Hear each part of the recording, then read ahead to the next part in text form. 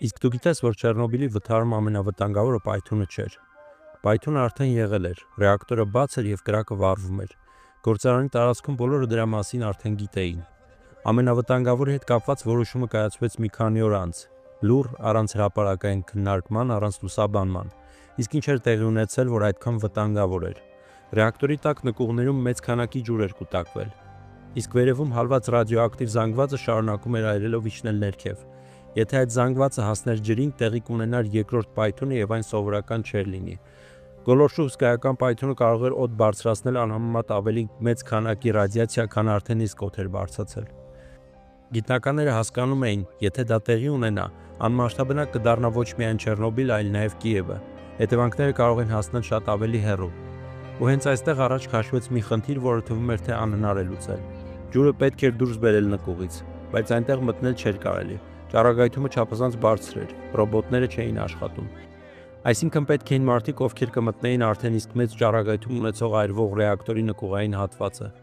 Ընտրվեցին 3 հոգի, ովքեր ինչ-որ պատրաստություն չէին անցել, չունեին նման իրավիճակներում գործելու փորձ։ Ուղղակի պետք էին մարդիկ, ովքեր ճանաչում էին կայանի ներսը։ Պարզ էր, որ սա նրանց համար անվտանգ չէր, սակայն արագ չգործելու դեպքում իրավիճակը ավելի վտանգավոր էր դառնալու։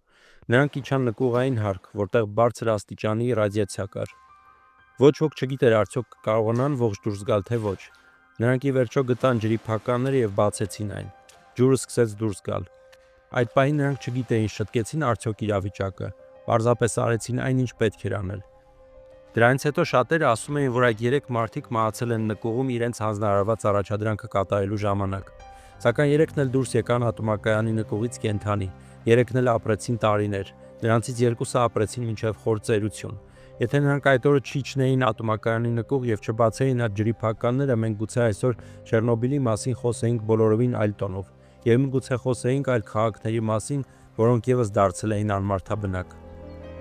Այս պատմությունը մեծ հերոսության մասին չէ, սա որոշման մասին է։ Մի պահի, երբ ինչ-որ մեկը պետք է ասեր. «Լավ, ես կգնամ»։ Այս անունները երկար ժամանակ պարզապես թվեր էին զեկույցներում։ Ալեքսեյ Անանենկո, Վալերի Բեսպալով և Բորիս Բարանով։